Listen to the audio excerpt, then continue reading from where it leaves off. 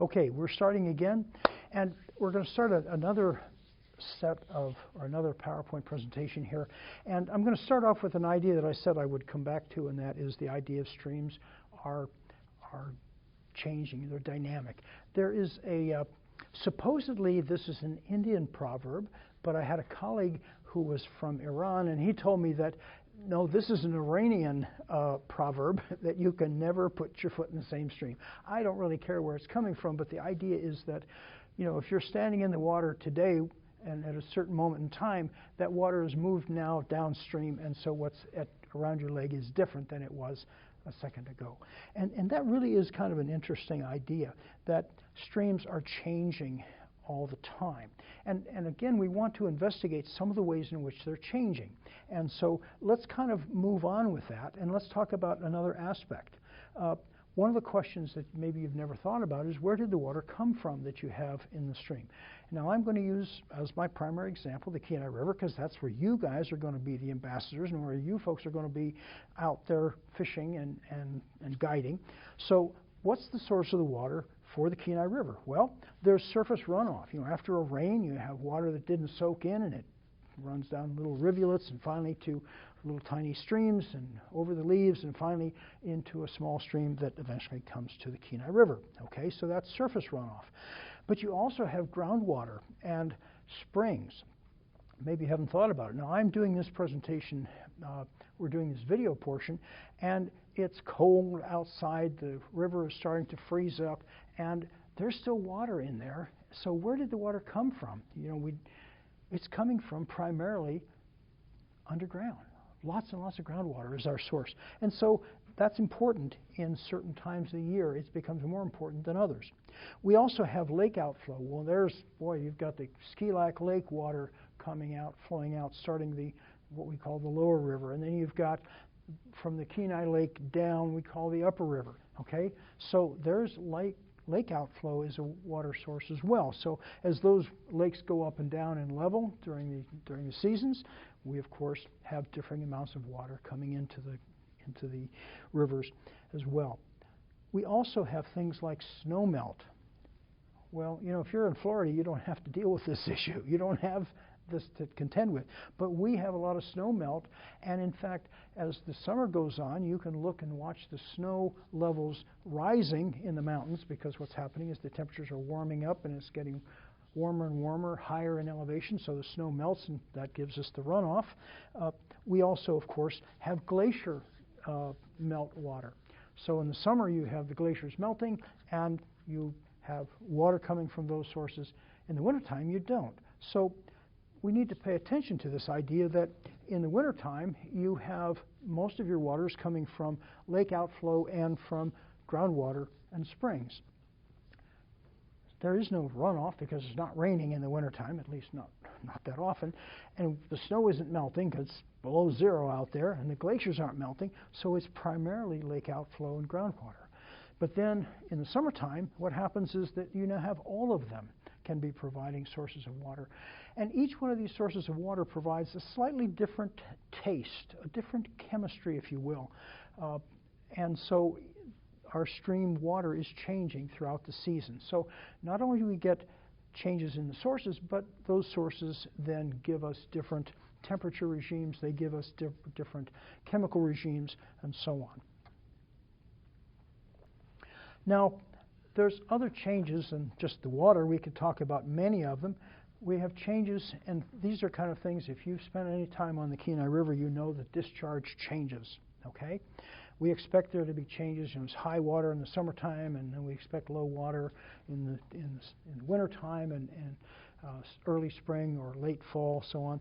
Those levels of water or amounts of water passing by in cubic feet per minute are going to be changing dramatically.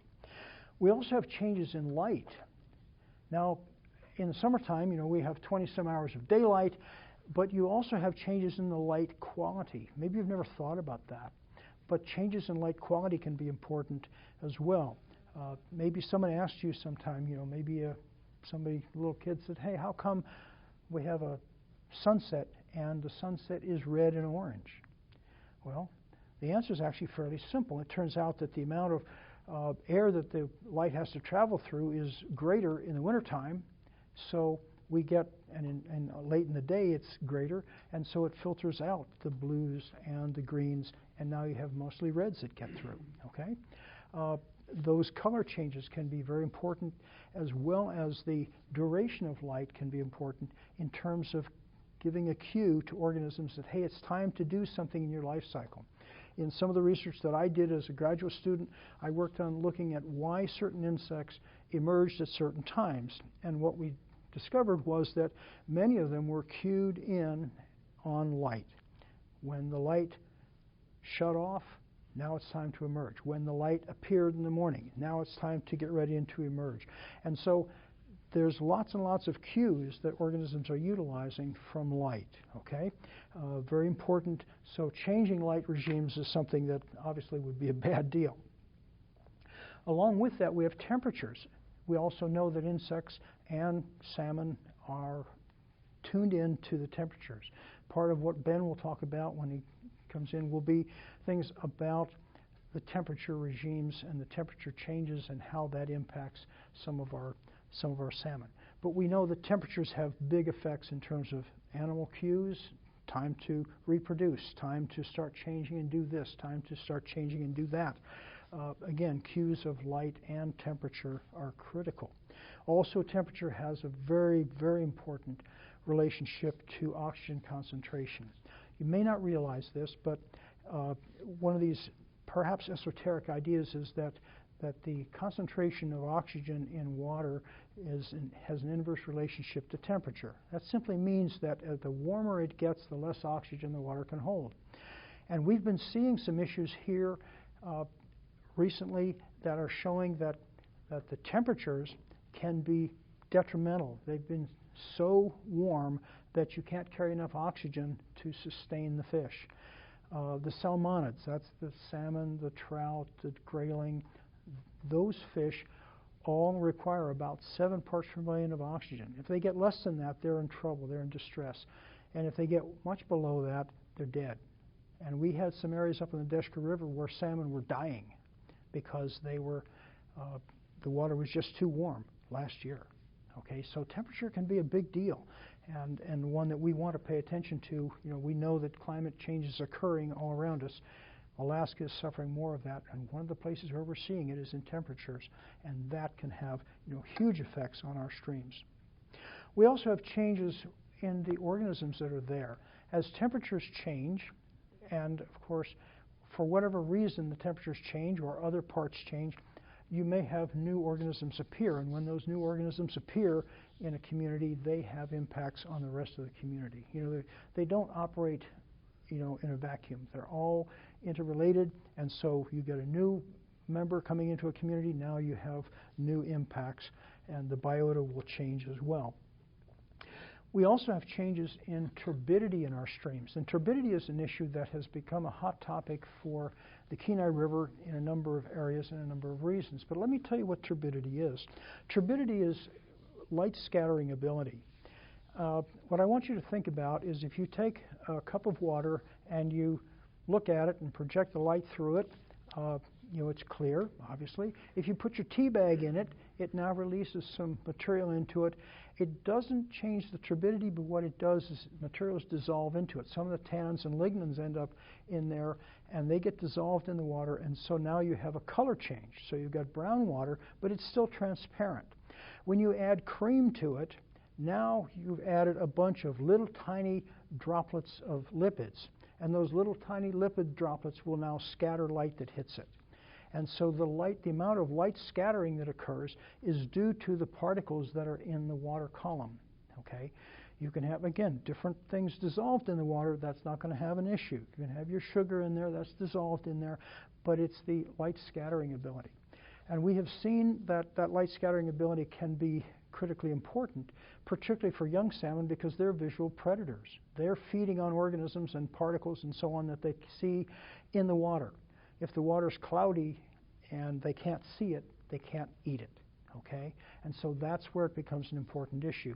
And we've had issues that have created some problems with that, particularly in areas below pretty much from Eagle Rock downstream. We've seen some big turbidity issues there. So turbidity is a problem in some areas and in certain circumstances. We also have changes in the riparian communities. We've had some big fires recently in the watershed of the Kenai River, and those can have big effects. The kind of effects that they often have is that you now have, one, you don't have as many leaves coming in because the trees are dead, but you also have soil is now loosened up and exposed, and you have more runoff, so you tend to have higher turbidity and higher sedimentation rates. You also tend to have more nutrients getting dissolved into the water for a period of time. Now that pulse will last for a while as the area is starting to regrow. After we get regrowth of the communities, the vegetation, it kind of will go back to normal. But the riparian effects, we've already talked about those leaf fragments and how important they were. If you take away the trees, you've taken away a major part of what's driving our system. So again, these are changes that are going on all the time. What we might do is think about how often do these changes occur and what kind of cycles do these changes occur in. And we can have some of them that occur on a daily basis. You know, I talked about temperature. If you just have measure the temperature of a stream, what you'll find is that a small stream will probably see a peak in terms of the temperature sometime in the afternoon, 3 to 4 o'clock, and then the coldest time will be sometime after the sun comes up in the morning. Okay, so we can actually plot out those things on a daily basis. There are other changes that occur on a daily basis as well. But we could also think about them as changes occurring on a seasonal basis. And I've given you a number of examples of those. Like the leaves are falling in the fall, but they're not falling during the summertime so much. So there are seasonal changes, and those are kind of, on a normal, regular schedule, and we expect them to happen, and the streams are tuned in for those, okay? We have changes that occur on a monthly basis as well, and that's something that maybe you're thinking, wait a minute, time out, monthly basis, what do we have on a monthly basis? We have tides that are cycled on a monthly basis. Tides, of course, you're thinking, wait a minute, we don't have tides up here in the upper river, and you're absolutely correct.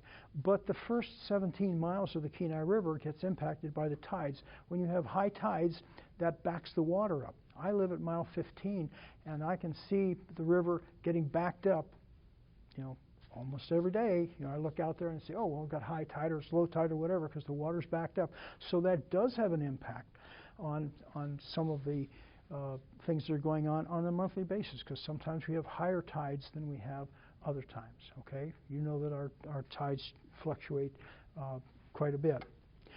The last thing I want to just mention for you is kind of perhaps maybe it's getting on a soapbox, but we are seeing some changes like our temperature changes that would normally, under most circumstances, we would attribute those types of changes and those magnitude of changes to occur on a geologic time frame. But in fact, we're seeing them in our lifetime or in a much shorter period of time. As an example, we know this climate change is happening. We're getting warmer and warmer here in the northern areas. If you've never seen a polar bear, you should go see one, because your grandchildren will never see a polar bear in Alaska. I'm not kidding you. It's that serious. That warming is causing certain organisms to die out, and they just won't, they'll be expatriated. They won't be here anymore. So those are things that we would normally see on a geological time scale, but now we're seeing them in very short order in short periods of time. The changes in carbon dioxide in the atmosphere and the amount of warming that we're seeing is unprecedented. We can go back 300,000 years and see that we've never seen changes like this until now in a very short period of time during your and my lifetime. So there are some big changes going on that we normally would not expect. Let's move on.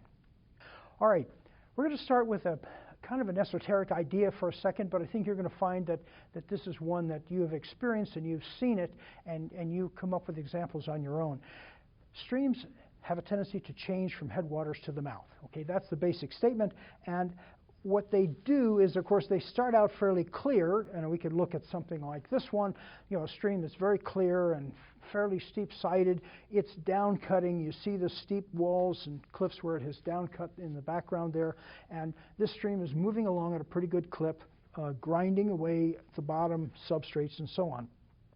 What happens is that they then change, and when they change, of course, what happens is they aren't so clear anymore, and they start to become more turbid. They have more materials dissolved in them, and they also have more materials being carried by the water itself, okay? And so you could get to a place like this one. This happens to be a section, this is a part of the Yukon River. I don't know if any of you have ever seen this program called Life Below Zero on the Discovery Channel, but what happens is that they show a picture of a guy and his girlfriend that live up along the Yukon River. And unbeknownst to me, when I took this picture, down in the kind of a lower corner of the picture, or about the center of the picture, you can see a little dot in the green area. That's his homestead. And I was flying over on my way back from the lower 48, and I was flying toward Fairbanks, and I was coming up from the Eagle area. I had to do customs there, so kind of an interesting picture of the Yukon River, and you get the idea that how when you get a great big river, it's full of mud. We talk about the Mississippi as the Big Muddy. Okay, well, that's because it's carrying so much material, even though in the headwaters it wasn't doing that. Okay, so let's kind of look at that idea. What we typically expect, and notice I'm using the word typical, and that's my Weasel word here because you can find me as many examples where it's the other way around as you want, but under general circumstances we would expect the stream would get wider. Okay, so if you go to Lake Itasca, which is the start of the Mississippi River, you can walk across that outflowing stream and not get your knees wet, and it's clear water. That's the start of the Mississippi River. Go down to Shreveport, go down to New Orleans, and you're going to find that it's 2.5 miles wide in the Big Muddy. Okay, it's really changed in that period of time, and it's gotten bigger, it's gotten wider. What typically happens is the gradient decreases. We think of our streams as starting in mountainous areas or hilly areas, and then it flows down to a plains before it reaches the ocean, and we then have a decrease in that gradient. Again, we can find exceptions to those rules, but that's kind of a basic idea. One of the things that we do see is that we have the stream it was erosional to begin with. It was grinding away rocks and the substrates and so on, and now it's become depositional. So let's kind of think about this from the standpoint of the Kenai River. Okay, let's start in Cooper Landing, and you see how wide the stream is in Cooper Landing when you start going through that little section when you first are along the highway, and you see that the stream is not very wide, and the gradient's pretty steep, okay? And it's an erosional stream. Look at the rocks and gravels and cobbles that are found there. And now, fast forward through Ski Lac Lake and go down to the lower river and get down below Eagle Rock, and now you start seeing that you're in a depositional area, and the stream is much wider. Okay, so even in a small scale stream like the Kenai River, we're seeing these kinds of things where the stream gets wider, the gradient has changed, it's not going as fast, and the erosional stream has changed into a stream that's now depositing material. We also have, typically, the discharge will increase as you go downstream, and that stands to reason because you're getting lots of tributaries coming in. Now, a glaring example of an exception would be something like the Platte River. And the Platte River is the river that goes from east to west through Nebraska. It comes out of Wyoming, and there's, interestingly enough, more water coming out of Wyoming into the Platte River at the beginning than there is where it dumps into the Missouri River. And why is that? Well, irrigation. Okay, we're taking out a lot of water. And if you think about that aspect, there's many streams. We could go all along the west and throughout the west and find things like the Rio Grande and many, many other streams and rivers that, because of irrigation, have been relegated to being much, much smaller discharges than what they had earlier. We find, interestingly, as we move along some of these streams, and I'll use the Mississippi River as an example, we tend to find that the flow, speed, and also the temperatures tend to stabilize. The temperature stabilization is an interesting one if you're into this geeky comparison of how do temperatures occur in a stream, what happens were those sources that we had before, whether we're talking about lake outflows or talking about springs and aquifers and so on, those are going to provide cooling water. But yet, as we get further and further away from those sources, what happens is that the temperature of the water will approach the average ambient air temperature. Okay, it'll get close to that. And of course, what that means then is that it kind of stabilizes. It's not going very high, it's not going very low. Okay, but that's a generalization of what we find in streams going from headwaters to the mouth. Here's a picture of kind of halfway down the Mississippi River. This is La Crosse, Wisconsin, and you see this great big stream that is, it's got a lot of algae in it and so on, a lot of floating algae in there. It's kind of dark water, but it's not muddy like it is when you get down to a place where it's 2 miles wide, when you get down to New Orleans and Shreveport and those areas. Let's move on. Now I want to really get into some esoterica, or what is seemingly esoterica. The statement is that streams have a tendency, as they go from headwaters to the mouth, they have a tendency to go from being heterotrophic to autotrophic and then back to heterotrophic. First of all, we've got to figure out, what does that mean? Well, trophic, we said before, that means who's eating who, and heterotrophic means that a stream is said to be heterotrophic if it is the energy that is driving the system and providing the energy for the stream is coming from outside the stream, away from that particular spot, then we call it heterotrophic. So the example that I gave you early on, and I showed you the picture of Quartz Creek, and you had all kinds of leaves falling into the stream, that section of stream is getting a large portion of its energy that drives the system from the leaves that fall in. So that's a heterotrophic stream, okay? Now, as we move further downstream and the stream gets wider and we tend to lose some of that vegetational material around it, we start getting into a point where now the majority of the energy is coming from emergent vegetation and also from diatoms and algae that are found in the stream. So an example like this stream, very wide, broad, fairly shallow, this is going to be a stream that would be autotrophic. It is providing, within the stream itself, the confines of the stream, the algae and the diatoms and the plants that are there are providing enough energy to feed the system and feed the organisms that are there. Okay? Now, we keep moving further downstream. The stream gets bigger. Okay? And now we get to looking like this one. This happens to be the Missouri River.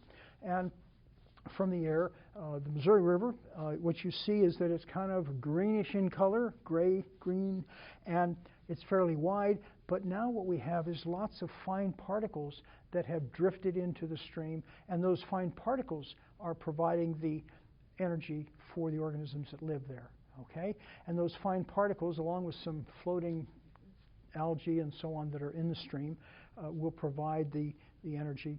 But the point is that now it's become a heterotrophic stream once again, because it is getting the largest portion of its energy from upstream. Okay? So here you see the changes in who's feeding the river will change from mouth to headwaters. That's the basic idea, that the streams change in terms of their energy sources. And I mentioned that before, but now we kind of have a little bit more detailed idea about that. Okay. One of the things you need to remember is that as those trophic sources change, the invertebrates change. Okay? So if your input is leaves, you're going to have organisms that chop up the leaves. If your input is going to be fine particles from upstream of leaves that have been chopped up, then you're going to have more collectors or more of those filter feeder organisms that we've talked about as well. And of course, since we're interested in fish, the fish are going to change too, because the fish are going to be feeding on those creatures. And if they're not necessarily changing, if the fish are still there, they may have to feed on somebody different than what they would have if they were 100 miles upstream. So what they feed on might have to change, even if the fish is going to stay the same. Okay? Again, so all of these little changes that we've been talking about as we go along have an impact on the community. They have an impact on who lives there and how they live and what they feed on. Now, I'm going to show you kind of an overall view here. This is kind of a synopsis of this idea.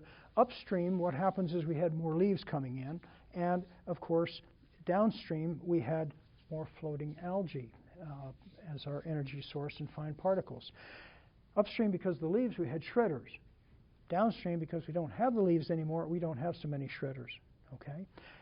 Upstream, we don't have so many of those filter feeders because we haven't chopped up all the leaves effectively yet. We're still in the process of doing that. But downstream, because most of the particles are very fine, we have a lot of the collectors or filter feeding organisms. So black flies in the lower river would be a big deal. There'd be lots and lots of them because they're feeding as larvae, as filter feeders.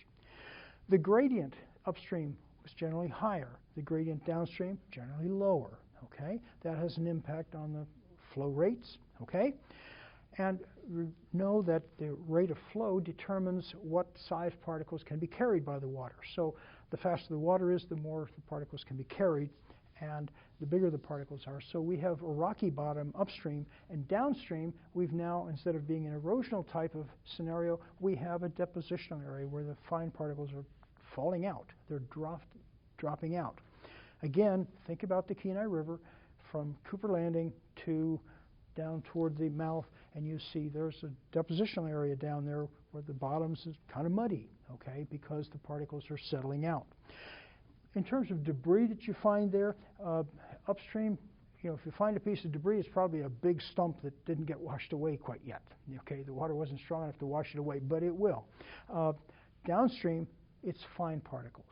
Okay, fine organic particles. So this is kind of a summary of this upstream, downstream, and you can think about this in any stream you go to and think about some of these things that you've seen and kind of relate to how this stream is changing from headwaters down to the mouth. Okay, a couple interesting ideas here. Fast waters, fast rivers are going straight. They're able to bulldoze their way right through anything, and they downcut the stream very easily, okay? Here is an example of a fast-moving stream. This is up by Hatcher Pass, by the way. The rocks that you see in there, those are the size of an F-150 pickup truck. I mean, we're talking about big honking rocks. It's going to take a lot to move them. But everything else has been washed away, okay? So that, you know, these are streams that are moving very rapidly, and they're going straight. Now, we can play games with that, and that is that slower streams are going to start to meander. Okay, and if you're really into the physics of all of this, which is kind of fun to get into some of the fluid dynamics here, that if you drop some water or squirt some water on a windshield that is a very slow sloping windshield like that on a Corvette, the water is going to meander down the windshield. If you do it on your pickup truck that has a fairly steep windshield, it's going to go straight. Okay, and there's physics involved with that, and you can do some calculations in terms of gradient and how fast it turns and so on. It's kind of fun to do that if you're really into that. The lower the gradient, the slower the water moves. Now, the slower it moves, the more meanders you get. Okay, so here's a little quiz. This is the upper part of the Ninilchik River. What do you think? Is the water moving very fast? Not so. It's not moving very fast. It's meandering all over the place. And that's characteristic of streams that, one, have lots of sediment in them and that the water's not moving so fast.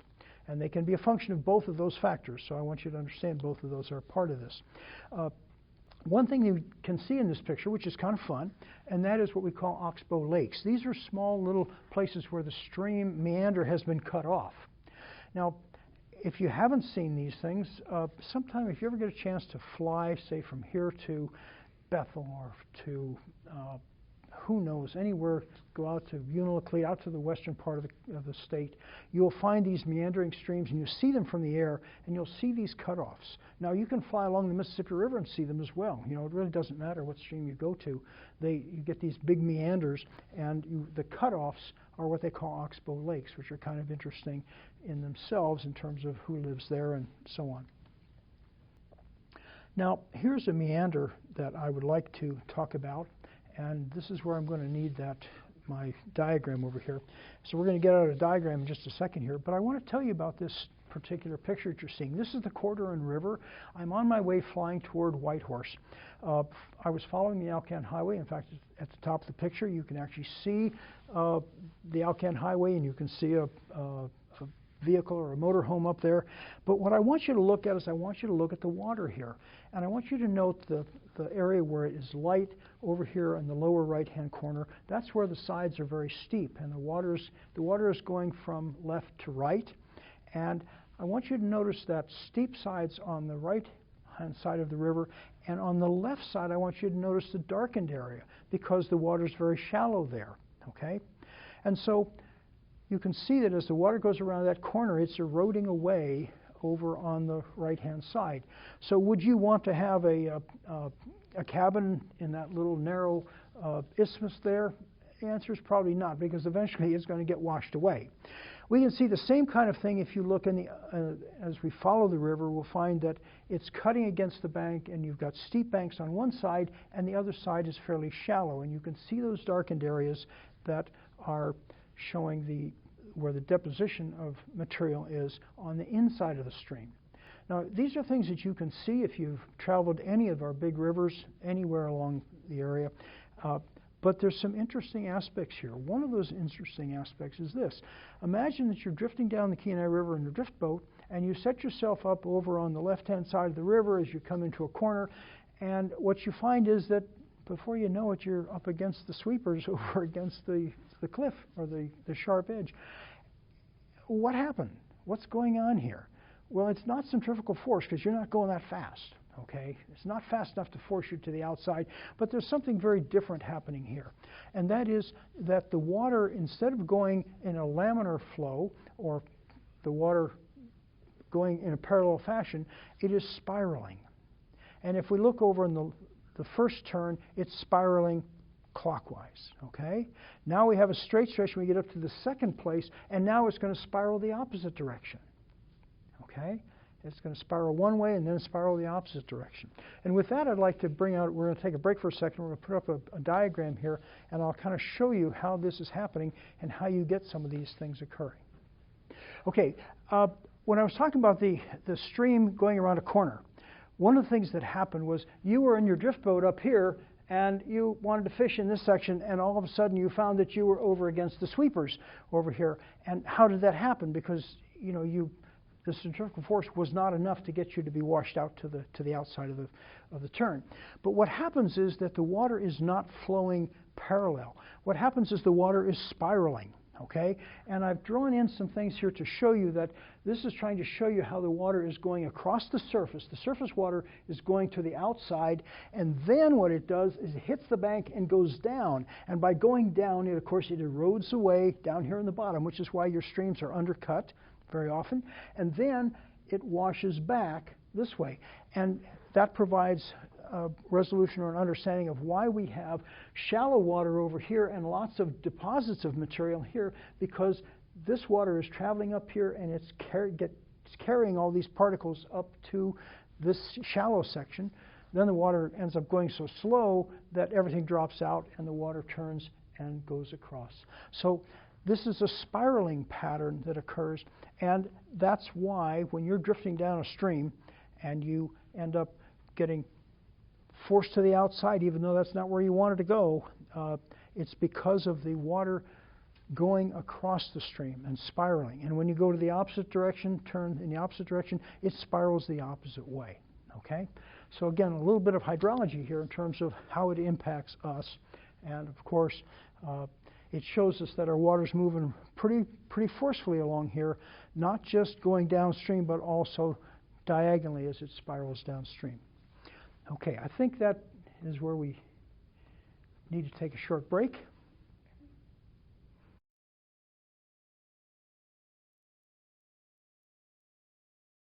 All right. Now I want to start on a topic that is very, very important. It's also one of these very esoteric types of things. And again, I apologize if the terms that I'm using and things I'm talking about seem esoteric, but we're going to try and put all these together, and they are critically important in a stream ecology scenario. And here's the word that I want you to be aware of. It's called the hyporheic. I want you to say it. Hyporheic. Okay? This is a term that refers to the fact that the hyporheic zone of a stream or a river is the water and the organisms, or the biota, that occur below the surface of the visible substrate. So if you are standing on the edge of a stream and you've got gravel below you and you're thinking, well, the water starts right here. The stream is this wide. Well, you know what? There's water flowing under your feet in this zone called the hyporheic zone. Okay? There's water down there. There's also if you walk across the stream, it seems very shallow. There's water below that gravel that you're walking on, and that's in the hyporheic zone as well. And those areas, again, it seems like an esoteric idea, but what we know is that the majority of the organisms in a stream, the invertebrates, are going to be found in the hyporheic zone. The majority of them. And how deep are they going to be? Well, it could be, if the hyporheic zone extends down 3, 4, 5 feet, we're going to have organisms 3 and 4, 5 feet down. If your hyporheic zone extends laterally a quarter of a mile, we can have aquatic insects and fish a quarter of a mile from the main channel of the stream. They can extend amazing distances, okay? Because this is where the water is flowing through the gravels around the stream. So a huge number of organisms are found there. There's a famous study that a guy did up in Canada where he took liquid nitrogen, he pounded a hollow tube down into the substrate, down 4.5 feet, and then he filled it with liquid nitrogen and froze everything in place. And 4.5 feet down, he had fish and insects and all kinds of creatures, even though this was an area that was not accessible by you and I, because we couldn't get there because it was just filled with gravel. But in between the interstitial spaces of those gravels, we found lots and lots of organisms. So we also have water flowing in and out of these areas. So it means that there's oxygenation there, okay? There's oxygenation there, so there's organisms that need to have oxygen, animals that need oxygen are going to get it, okay? And particles, leaf fragments, and so on flow in and out as well. Now here is a picture that I want to show you. This is one, again, if you drive from Fairbanks and go north to Deadhorse, you're going to cross Jim River or Jim Creek 3 times. There's Jim Creek Bridge 1, 2, and 3. If you like grayling fishing, fish one of these streams. They're fantastic. Kind of a little story. The rule in our camper was that I couldn't bring home a fish that was over 15 inches. My wife, I like to have grayling for breakfast in the morning if I can, and so I would go out fishing in the morning. And the reason that the limit by my wife is that her frying pan is 15 inches wide, and any fish that's bigger than that I can't bring home. And I couldn't catch a fish that was small enough to fit in the pan, so finally I kept the big one and cut it in half. Okay, so I could have my grayling for breakfast. Fish these streams if you get a chance. But we're interested in the hyporheic. So here I am standing, taking this picture, and I'm standing on gravel. But there's stream underneath me. You see a little island right in the middle of the picture. Underneath that, water is flowing, and flowing rapidly. Okay, and there's lots of water there, and oxygenated water and particles traveling laterally and also deep down into the substrates. That's this hyporheic zone. It's a huge area. Now, diagrammatically, I've made this kind of a rough sketch of trying to show you an exaggerated version of what this hyporheic might look like. Notice in this that you've got a little tiny stream that's visible and you can walk across it, and you're not getting your knees wet, but the water is flowing down below you and in great big areas, and you see the interstitial spaces. Lots of organisms can be down there. Lots of organisms can be there, and they are there.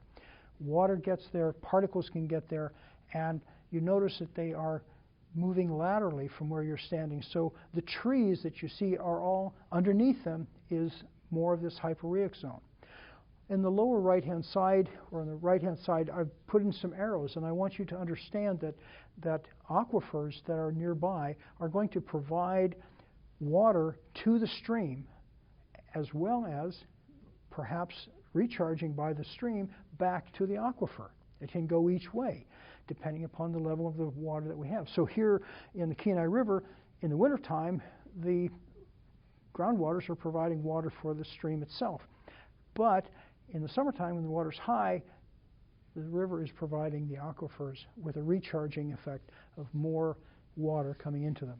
But I need you to understand how vast this hyporheic is, okay? Now, the hyporheic is going to be connecting streams with the surrounding soil and with the vegetation and with groundwater. I just showed you that in that diagram a few seconds ago. You could see that connection. But we also going to be connecting to things like wetlands and so on, and other vegetation, which we'll get to in just a minute. It also can serve as this refuge, can serve as a refuge. Now let me tell you a little story. I had a colleague who was had been teaching in a university in Tennessee and had been working on a particular stream for a number of years. He'd had a number of graduate students work on the mayflies and the caddisflies and stoneflies and so on, and on various other insects and the fish and whatnot. And there were a number of students who were working on projects and so on, and they had a huge nor'easter that caused about 14 to 15 inches of rain to fall in a couple days, and this little tiny stream turned into a raging torrent.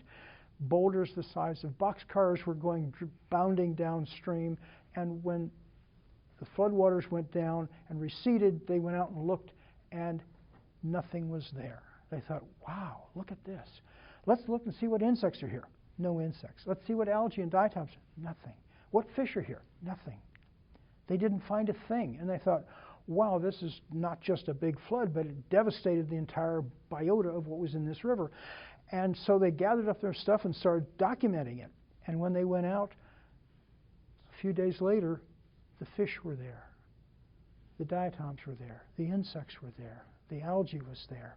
The other invertebrates were there. Where did they come from? Where were they? Did they drift down from upstream? Well, if that were the case, there'd be a paucity of organisms upstream because they would have drifted down. Well, it turns out that everybody was still in the same place. It turns out that these organisms, both the fish and the insects, have the ability to detect when a low pressure area is coming, and they go, oh, low pressure, big storm, I'm bailing out of here, I'm going to go find a refuge. And they burrow and go down into the substrate, down into the hyporheic as far as they can go to hide and to find a place to live and to stay and weather the storm, as it were. Now, you may not, you wonder, well, how do they have, the local weather forecaster saying, pardon me, fish and insects in the area, you need to bail out and go into the hyporheic zone? No, they don't have a local broadcasting system like that. But what they do have is the ability to detect pH changes. And when you have a high pressure area, you have more carbon dioxide forced into the water, so the pH becomes more acidic. In a low pressure area, you have less carbon dioxide being forced into the water, and so you have a change in pH. The pH becomes less acidic, and they can detect that. You and I, and even our fancy scientific instruments, can just barely detect those changes, but these fish and invertebrates can detect it very quickly and easily, and they know what to do. Bail out, go hide until the storm is over, and that's exactly what they do, okay? Now, again, I said this is an esoteric topic, and you're probably thinking, why do I really care about this? Because I'm interested in salmon fishing. But what you need to know is this. Salmon are going to spawn in places where there's a hyporheic.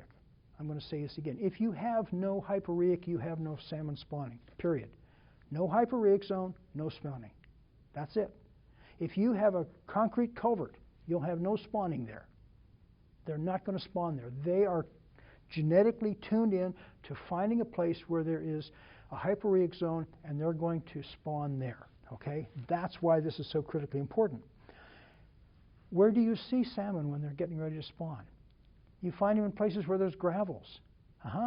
Yeah, places where there's lots of gravel, okay? And those gravels are going to provide entrance for water to move into the hyporheic or to come back from it, okay? In fact, Chad Carpenter, our local Alaskan cartoonist, has given me permission to use this particular cartoon to try and teach you a lesson, and that is that salmon, if they're going to spawn, have got to find the gravel beds. If they don't find gravel beds, they're not spawning, period. It's that simple, okay? So, let's take a look at a diagram that I tried to make. This is a diagram that tries to show a longitudinal section of a stream, and with the water flowing over rapidly, and you can kind of see that there's, the water's going over and making riffles and so on. You can see all the spaces in between the little rocks. What I have in the right-hand and left-hand side there is you can see the little arrows are showing that the water is downwelling. It's moving down into the rocks and into the gravels. And then you'll see over on the right-hand side, some of that water is moving back up and upwelling. Okay? Pacific salmon, interestingly enough, will always spawn in a place where there's downwelling. And they can detect that, by the way.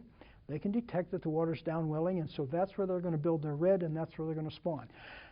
Atlantic salmon, on the other hand, will do their spawning in the upwelling areas, in the places where the water's coming up and out. Now, we don't have Atlantic salmon here, at least we're hoping we don't have them here. Farm-raised fish or salmon are almost always going to be the Atlantic salmon. But what we have is Pacific salmon who are looking for a place where there's downwelling. And what they do is, of course, they find a place where the water is downwelling, and then the females will dig a redd, and she digs a redd, and she starts to lay her eggs, and then you have the eggs are fertilized by the milk from the male, and Ben's going to show you a really neat video of that in a little bit. Those eggs are going to sit there, and of course, downwelling, the thing I want you to understand is that those eggs are not going to just sit there. They're going to work their way and percolate their way down into the interstitial spaces between the gravels. And they're going to sink down in, okay?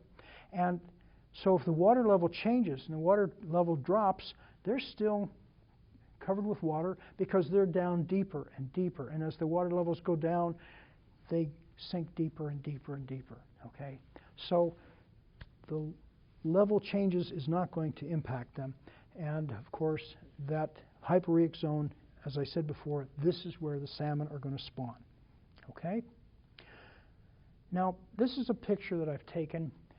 If you fish below the Ski Lac Lake in the low water, you'll find that there's a couple of islands that are depositional areas from glacial deposition material. And if you fish there late in the season, when the water's really low, this is what it'll look like, and that's when I took the picture from the airplane. But in higher water, the water flows over the top of it. And what I want you to look at this carefully is to see the little dimples that you find. It looks kind of like a moonscape. Well, those are redds where salmon laid their eggs. And now these redds are completely exposed. They're completely dry. And you're thinking, well, oh, gosh, we lost all those eggs. No, we didn't lose them, and the salmon didn't lose it because their eggs are going to percolate down into the gravels, and there's going to be water there. And on top of that, the water is going to move from the right-hand side of this picture to the left-hand side and percolate right through that long little island of gravel and provide oxygen for those growing salmon eggs, and then those that become alevins, and finally provide them nutrients and for the organisms that are there. And of course, that's a very important aspect for them so they can be protected. So again, remember, you have to have that hyporheic zone, and now we can see this right here in a section along the Kenai River. Now, I've pointed out that the hyporheic can extend laterally into what seems like dry gravel. So below that picture we just saw, there was the hyporheic zone. And of course, the alevins are going to overwinter down there along as they grow and use up their yolk sacs, and they're going to find sustenance in between the spaces when they've used up their yolk sac. And there are some creatures that live down there, that live down in that hyporheic zone. And some of these are creatures that we've seen before. You remember this guy? I said he's microscopic, or just about microscopic.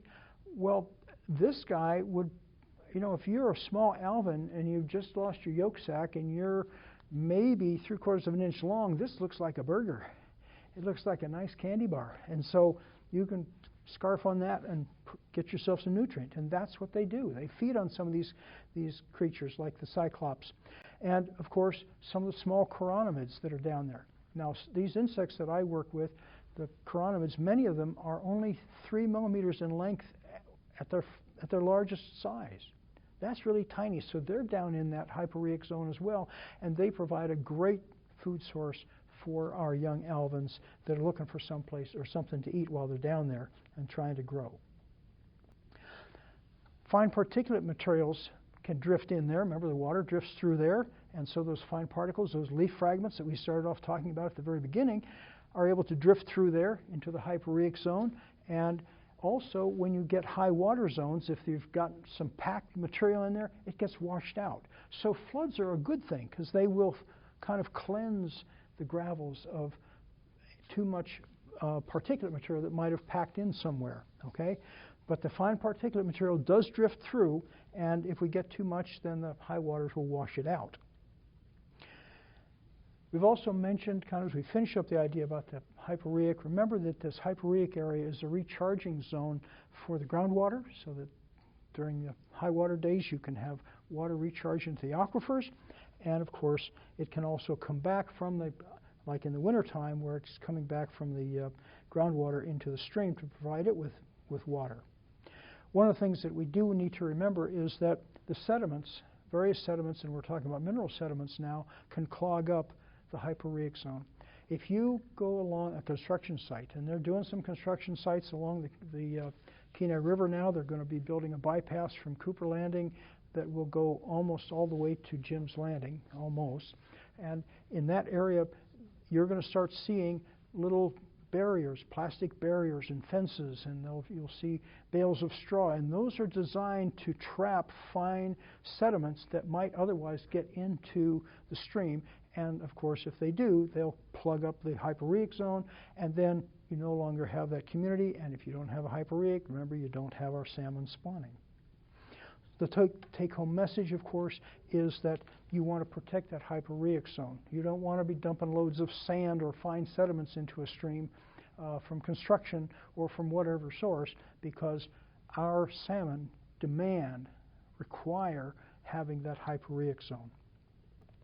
When you look at salmon, remember when you see them where they're getting ready to spawn, you're going to be finding them in areas where there's a hyporheic zone, okay? And every time you see them, you just look around and look, and you'll see gravels, and know that where the places they're spawning, there's downwelling, so that their eggs can drift down into the substrate and be protected during the winter months when areas dry out. And with that, I'm going to ask for some questions, and we'll kind of finish for now.